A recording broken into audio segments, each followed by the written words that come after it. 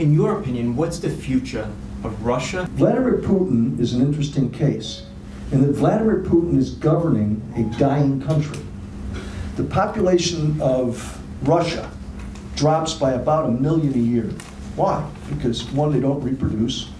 You need a 2.1 replacement rate for every couple in order to replace your population, 2.1 live births per couple, or you begin to drop.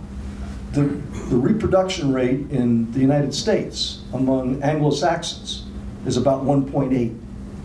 The only reason why our population keeps going up is called immigration, legal and otherwise. Now, I'm a Republican, but I can't understand our opposition to immigration, because it's the only reason why real property, which is stuff like land and real estate and housing and all that, it's the only reason it goes up is because your population goes up. I've been in Russia probably 12 times over the last 10 years. I was, the interpreter who was with us on the last trip to St. Petersburg 2 years ago, she's 60 years old, her husband's been dead for 4 years. He was a colonel in the Russian Air Force.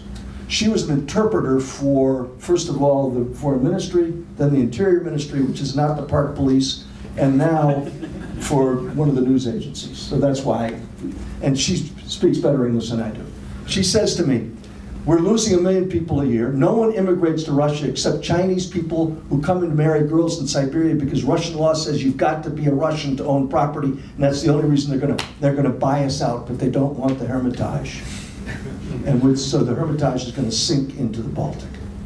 And I said, well, did you have any children? My wife is with us. We have 4 kids and 14 grandkids at this point. She said, I don't know anybody with 4 kids. And our daughter fled to Estonia as soon as she was old enough to leave, and she will never come back. And so she may have grandkids, but they're going to be Estonians because she married an Estonian man. And so Russia is on this downhill trajectory. What do they export? They export people, guns, and petroleum and natural gas. And if we ever get our act together and can show the Europeans that their anti-fracking policy is wrong, Germany will become like the #4 producer of hydrocarbons. And the Russians' ability to control events is directly related to the price of petroleum today, and all that's headed in the wrong direction for Putin.